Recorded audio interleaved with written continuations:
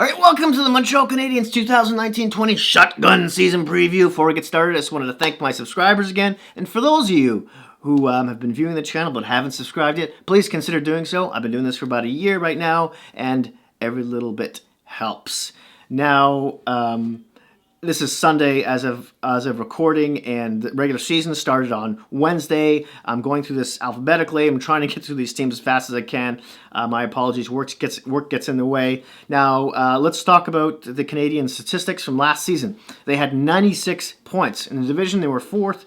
Their overall, they were 14th. Their offense was tied for 13th, pretty decent. Their defense was 13th, respectable. Their power play, 30th. Yeah. Their penalty kill was tied for 12th. Not bad. Now, GM Mark Bergevin is perplexing. Sometimes he makes some great moves, other times not so much, right? I know Montreal fans have a love-hate relationship with this general manager, starting with the offer sheet on Sebastian Aho. I know you've heard this already enough to make your ears bleed, but what was he thinking? It wasn't nearly enough money, probably at least $1.5 million off. And he probably, if he was smart, he would have added more term to that as well. It didn't make any sense. At what point did he think the Hurricanes wouldn't match that? Couldn't match that. I'm not going to go on. Key departures for their team. Andrew Shaw was traded to the Chicago Blackhawks in order to make some room for the kids, like Suzuki and Poling. Jordy Ben signed with the Vancouver Canucks, and a few other guys I'm not going to get into. Now, what did he do over the summer? He picked up depth forward Nick Cousins, ho-hum. Then he went and signed Ben Sherratt, formerly the Winnipeg Jets, which he fits in really well on their second pairing there. A defensive defenseman who can play a ton of minutes. I think he played over 18 minutes a night for Winnipeg. So that was a good signing. And then, of course, they got Keith Kincaid to back up Carey Price. Okay. Maybe he'll have a bounce back year. Last season, he was awful. The season before that, he was pretty good. But, yeah, he was traded from New Jersey to the Jackets, the trade deadline. Didn't even see any action at all after that during the regular season or the playoffs. And it's a bit of a gamble. He's going to fight for Lindgren for that, backup spot, but Price needs help. He can't play every game. Load management, folks. Just get on the train already, especially for goaltenders who are over 30. Now, the coach, Claude Julien, has done just a terrific job. I got to say, I honestly thought he might have been done after Boston, but he's really revamped his coaching style, and to a certain extent anyways, and has worked wonders with this team in getting the most out of what he has. So let's start talking about some of the lineups on daily face-off here. Let's see what they got. At center on the first line, they got Danault between Gallagher and Thomas Tatar. Danault, of course, is the coach's pet because he's a great 200-foot way forward. He's definitely not a first-line center, obviously, probably more in that second or third-line spot eventually, but he's been playing against all the other teams' top lines. So in that respect, he's been pretty effective. Gallagher had a fantastic year last year, scored over 30 goals. Tatar had a rebound season after being acquired with Suzuki from the Las Vegas Golden Knights. Las Vegas? Vegas. Now, he scored, 25 or so goals. He was terrific. Hopefully he can do that again. On the second line here, they got Domi in between Suzuki and Lehkonen.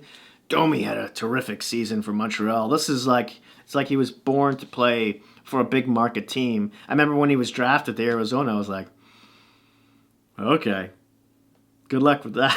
And, I'm not throwing shade at Arizona, but it's a small market team for a guy whose personality, obviously, you felt it in your bones that he would just do better with, in a bigger market, and he has. Yeah, his rookie season he did really well, and he flatlined over the next two, and he gets traded to Montreal, and he's kicking butt and taking names. Now he's also a super pest, so if you're not a Montreal fan, you hate this guy, but he's effective. and he put up, I want to say, what is it, like 73 points or so? 72 points last season. Just unbelievable. Yeah, and he was a plus 20 on top of that. Now, you think Montreal wouldn't want to keep him at center for more than a couple seasons at the very most, and hopefully Kotkaniemi Suzuki will sort of take over those roles. But he's been doing wonders. The third line, speaking of which, Kotkaniemi centers Armia and Drouin. Kotkaniemi hopefully grows. He had a pretty good rookie season. Drouin, I don't know what's with this guy. You think he would excel after coming over from Tampa Bay in that trade for Sergachev and so on and so forth. But he kind of he ho-hummed. I'm trying to look at his stats here.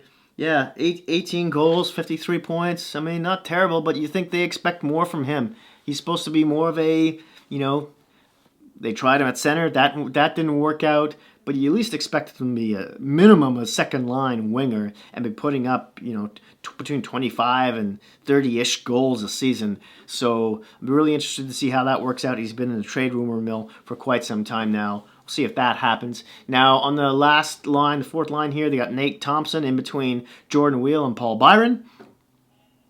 And, yeah, I mean, overall, this is a real plucky, tight forechecking, a bit on the smallish side group of forwards, but they're decently deep. Although they don't have that center, they got a lot of guys who can put the puck in the net now, and scoring wasn't a problem last year. So we'll see how that goes. Let's talk about the defensive pairings. Now they've got Victor Mete besides Shea Weber on the first pair. Excuse me, Ben Sherratt with Jeff Petrie on the second pair, and Brett Kulak and Cale Fleury on that third pair. The top four looks pretty solid. But if one of these guys gets hurt, especially who, Mr. Weber, now, I mean, he started the season injured last year and then finished off mostly well. But, I mean, he's getting up there. I want to say he's 34 years old right now. Just trying to look. Yeah, 34. He had an operation on his knees. Knees are always an iffy kind of thing. But if the top four can stay healthy, they should do pretty well. They'll have some help. Maybe Juleson comes up and makes an appearance. Noah Juleson at some point. He's ranked number 6 on their prospect rankings. We'll get to that in a second. Now let's talk about goaltenders. Carey Price. Yeah, he shouldn't be playing any more than 60 games, right? I mean, he seems to have a bad injury every other year. That means this year he should have one. And he's got, iffy issues about his knees, speaking of which. And if they want to go anywhere, if they can make the playoffs, in the playoffs, he shouldn't be playing any more than 60, 61 games. But how are they going to do that with Kincaid, who just, just had an awful season last season. And the season before that, he was pretty decent for New Jersey. But if you remember, he was traded to Columbus, didn't see any playing time. I don't know if I said that already or not. But yeah, that's one of the X factors. So it's Carey Price and his load management there, including the backup position to see if he can win them any games.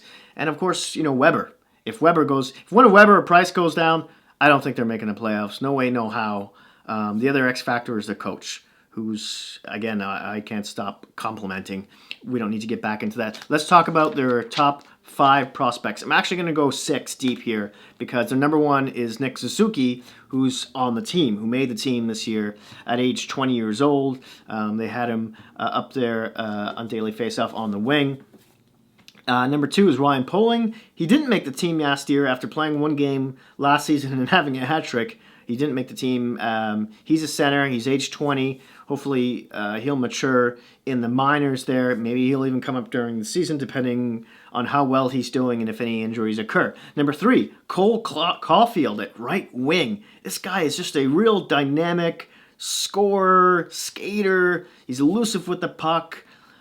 He's like the prototypical Montreal winger that they have right now, and they got him at a steal at 15th overall in this year's draft. So really excited to see how he does in the minors again. Number 4, they've got defenseman Alexander Romanov, who's got to play one more year with his contract out in the KHL. We'll see if he makes a team next season.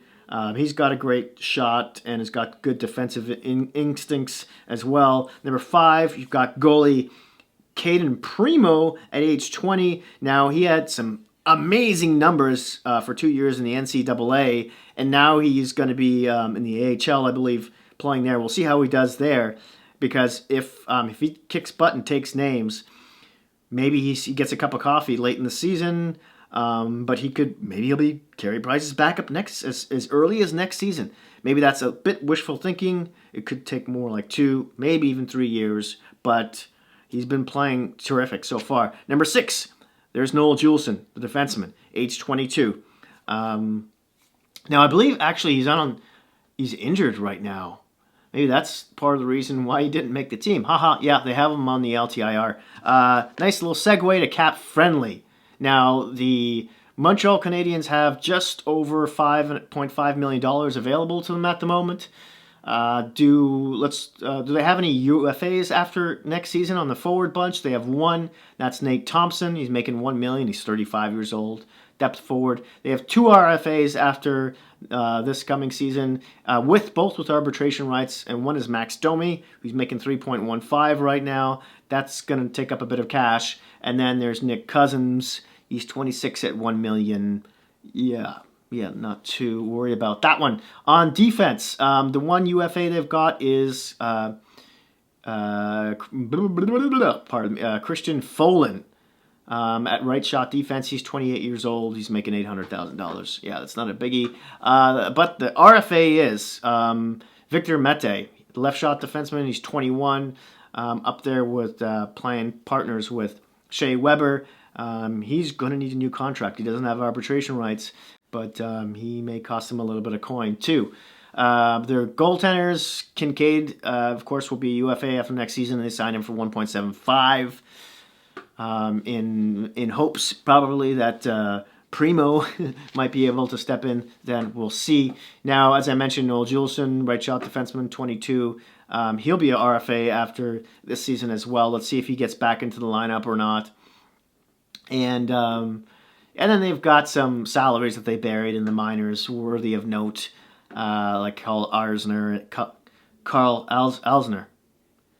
The left shot defenseman, they've got $3.5 million over the next 3 years. Ouch.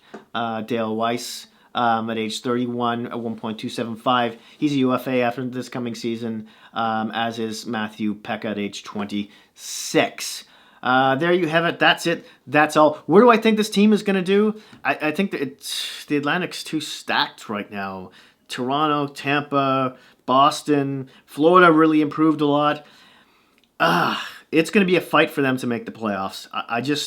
The highest I see them making is fourth. I don't see them, coming ahead of both Florida and Boston for that third spot. I think it's either fourth or fifth, and the Metro isn't as strong.